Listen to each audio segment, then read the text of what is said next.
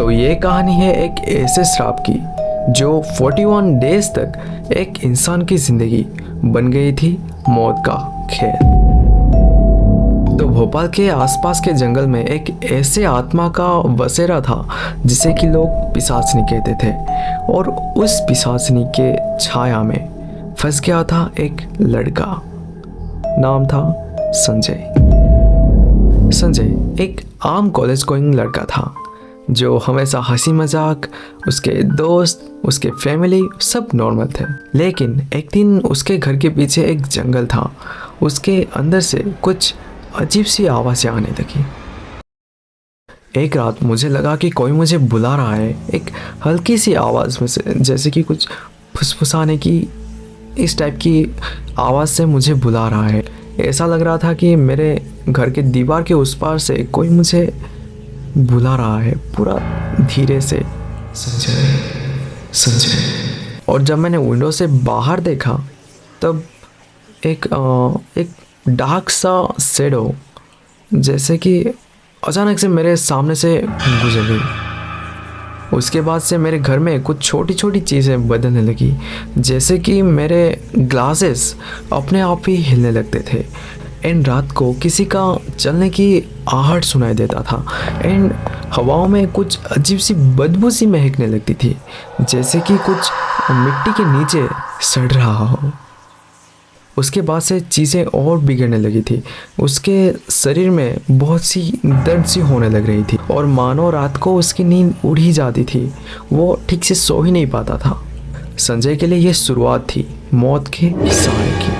एक छोटी सी ठंडी सी उंगली जो संजय की गले को दबा रही थी, एंड संजय का वो सांसें रुक सी गई थी, और उसका चेहरा तोड़ मोड़ कर कुछ अजीब सा ही बन गया था।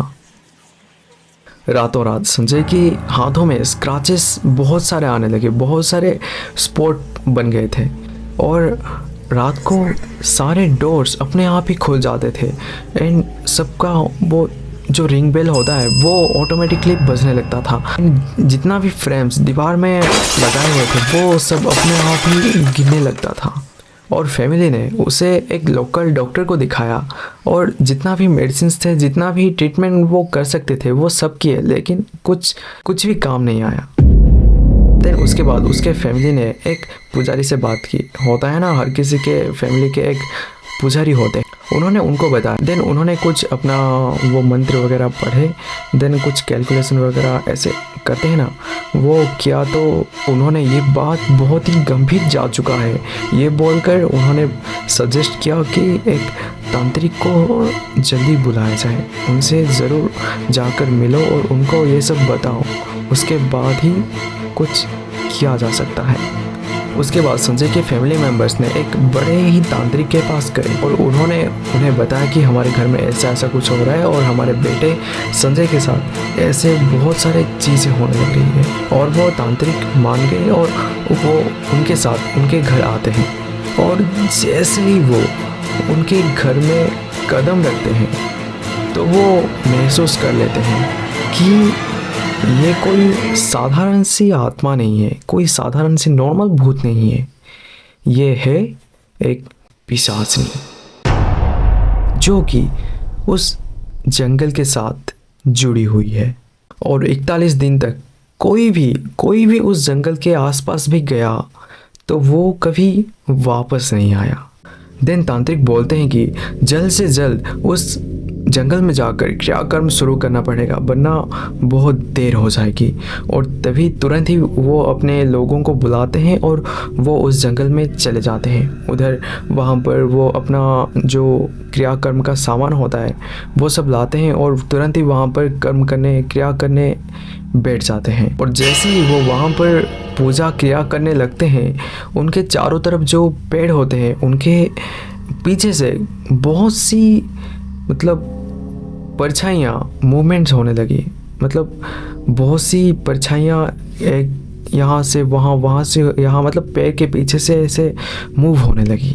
लेकिन पहले रात तक हर क्रिया फेल होने लगी, और संजय वो बहुत ही कमज़ोर होने लगा, और संजय की चेहरे पर खून की रेखाएं उभरने लगी।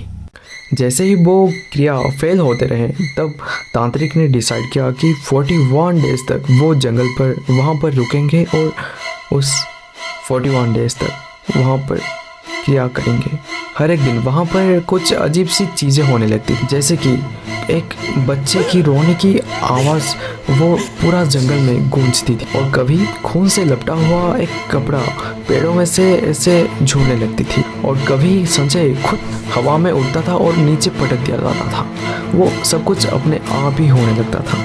ये 41 डेज थी एक जंग, एक इंसान और एक शैतानी पिशाचनी, एक शैतानी आत्मा के बीच। देन तांत्रिक ने उनके चारों तरफ सर्कल बनाए और कुछ मंत्रास पढ़े ताकि वो पिशाचनी उनको हार्म ना कर सके, लेकिन फिर भी वो पिशाचनी उनके चारों तरफ घूमती रही।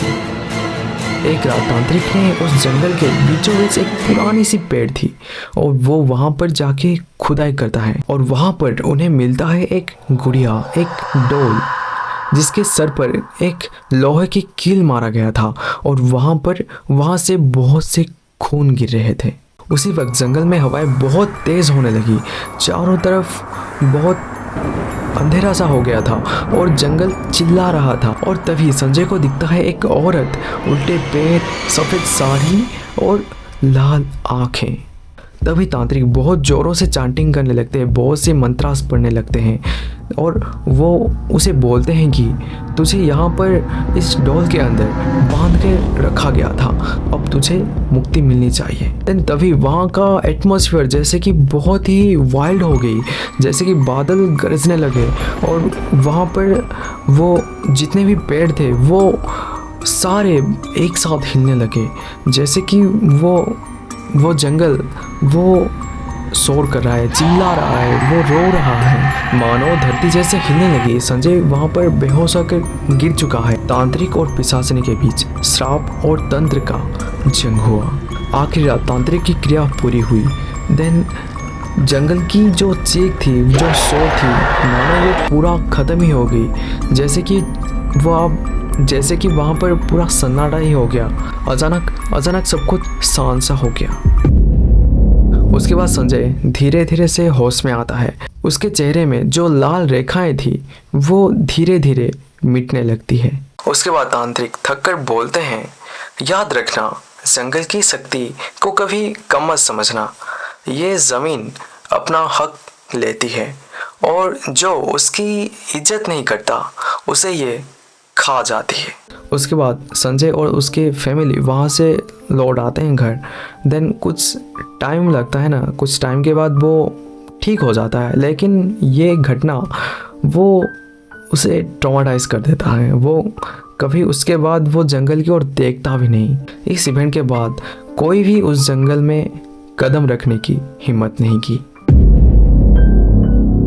तो दोस्तों, ये थी एक असली कहानी, एक जंगल की पिशाचनी और 41 दिन की दशांत। क्या आपने भी कभी अपने आसपास कुछ ऐसी अनहोनी महसूस की है? अगर महसूस की है तो ज़रूर कमेंट में ज़रूर बताना।